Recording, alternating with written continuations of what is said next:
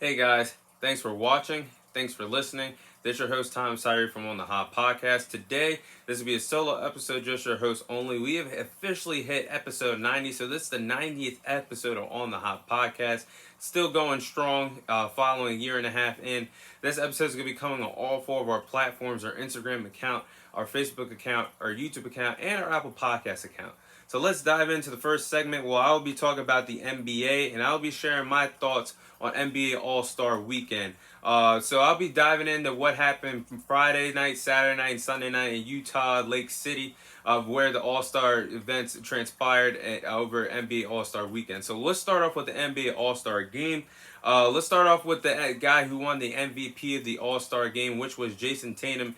Had the best, in my opinion, had the best NBA All-Star Game performance of NBA history thus far. He scored 55 points. 55 points, most in NBA All-Star Game history, surpassing Anthony Davis's record that he held since 2017. I believe the record was set at 52 points, 53 points, but now Jason Tatum is now the all-time leading scorer in a game with 55 points in NBA All-Star Weekend. He scored a total of 27 points in the third quarter. I believe he had a total of 10 three-pointers made in the game.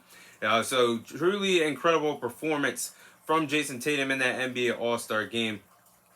There was a lot of cool moments in that NBA All-Star Game, but the thing that I was not, that I still am not happy about following the NBA All-Star Game is the lack of defense.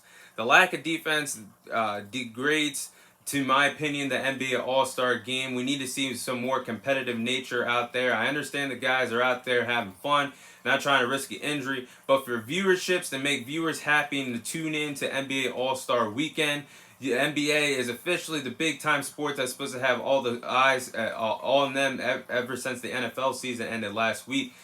I think they missed the mark. The defense, and I know the viewership numbers were definitely down from over the years of NBA All-Star Weekend. Defense was a major problem in this game. That's what the game lacks in the NBA All-Star Game. It's nice to see some guys go out there and have fun. We saw a lot of cool moments. But the only defense I can truly remember from watching the NBA All-Star Game last night is when SGA was going up for a layup and LeBron blocked him. And the moments that we saw in the third quarter when we see Jaylen Brown and Jason Tatum go one-on-one against each other, playing defense against each other. Other than that, I really do not remember any competitive defense being played throughout the NBA All-Star Game, and that's what the game lacks. I miss the days where the NBA All-Star Game, in the fourth quarter, they were turning up and play defense like a normal regular season NBA game. I look back at the tape today of how the 90s, how it used to go in the 90s, the NBA All-Star Game. They played defense from start to finish like it was a regular season NBA game. And the last time I could truly remember there was some true defense played in an NBA All-Star Game was the 2017 NBA All-Star Game. Ever since then, the game has lacked a lot of credibility. It's lacked a lot of defense. And that's what the NBA All-Star Game is missing.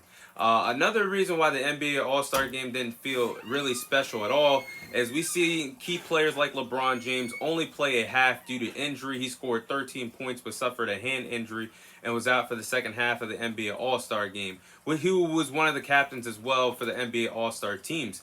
Meanwhile, the other captain, Giannis, unfortunately only got to play for 10 to 20 seconds. He was suffering through a hand injury, so we only seen Giannis score the first bucket of the game, slam dunking the ball, intentionally fouling himself out of the game, taking himself out of the game. So we didn't get to see two of the captains finish the whole entire game, unfortunately. Unfortunately, due to injury as well, we didn't see the likes of Steph Curry, Kevin Durant, and Zion Williamson out there during NBA All-Star Weekend because they had injuries.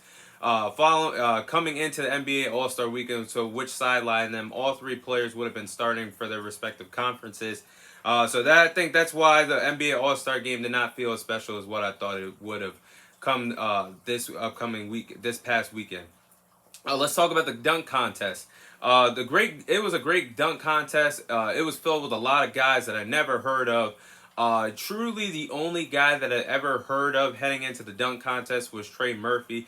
And the only reason why I knew him, he's a bench player for the New Orleans Pelicans, is because my player that I've created in 2K plays for the New Orleans Pelicans, so I got familiar with his game.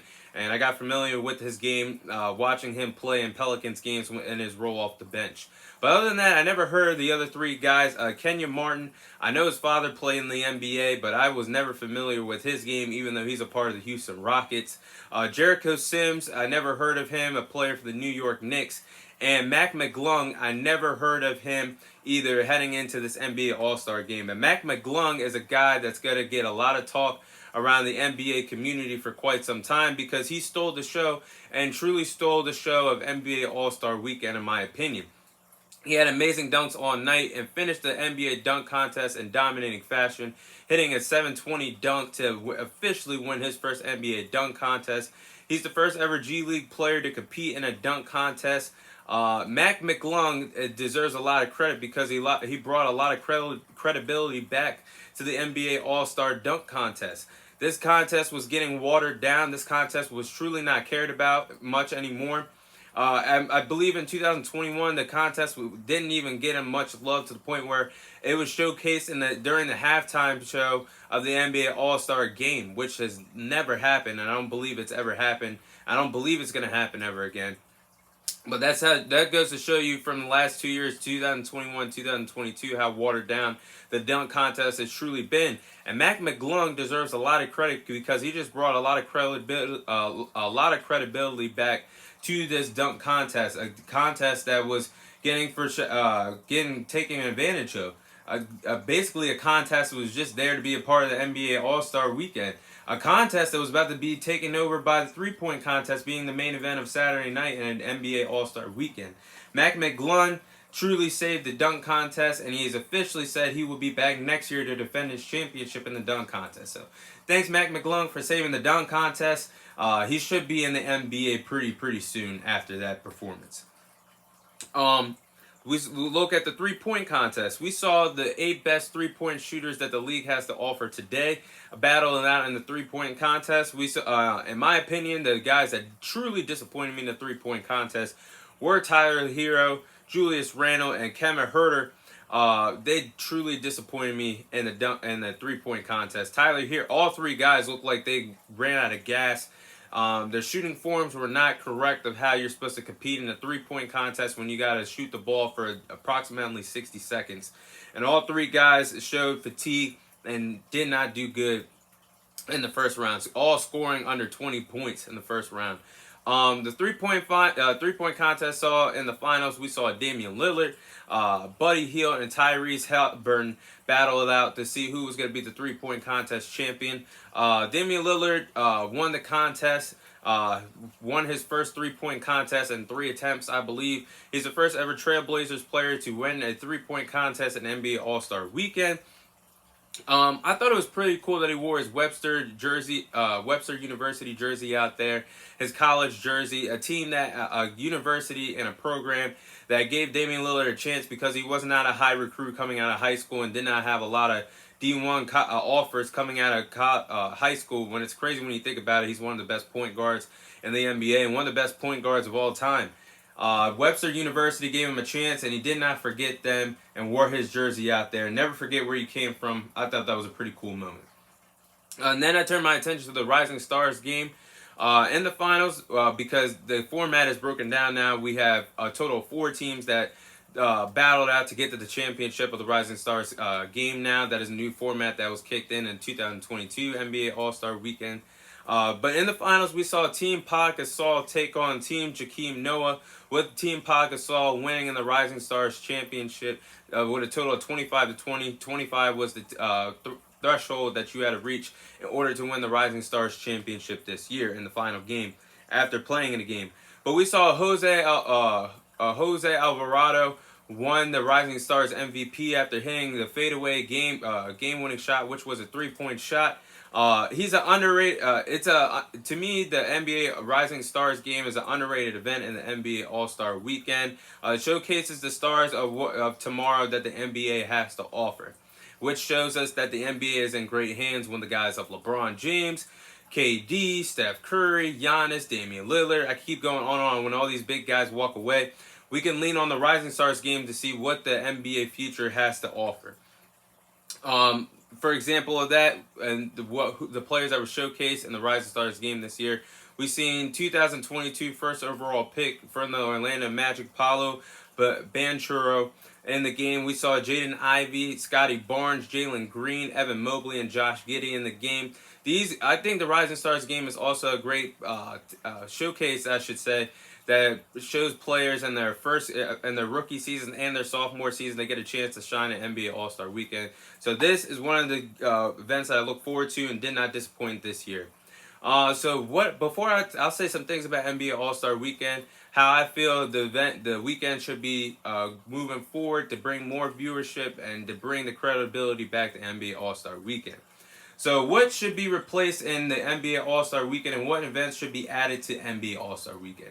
I think the event that should be replaced is the Skills Challenge. As prestigious as the challenge has been, as many years has been around for, this is the most, to me, this is the event that really isn't the standout event. It's the worst event that's there for NBA All-Star Weekend. I think it should be removed. I would even put the celebrity game up there as more entertaining than the Skills Challenge, because we all know these NBA players that are there in All-Star Weekend have skills challenges, or they wouldn't be skills to their repertoire, or they wouldn't be in the NBA. I can see a player shoot on a nightly basis. I see a player bounce pass on a nightly basis. So take the event away.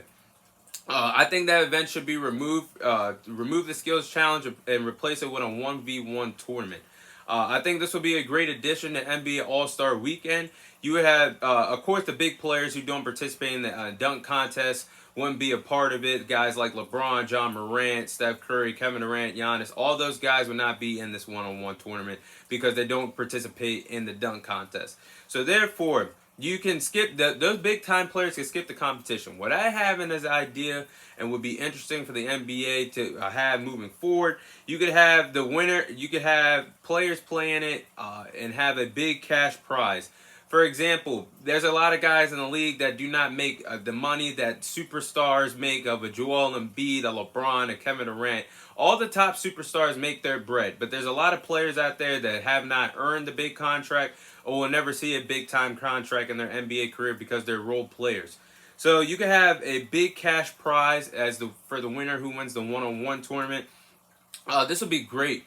To have young rookie players that are on rookie contracts compete against each other in a 1v1 game, in a 1v1 tournament that would go up to the winner advancing or winning the championship with scoring 12 points. You could have interesting matchups with young players that are on NBA rookie deals right now with Cade Cunningham versus Jalen Green.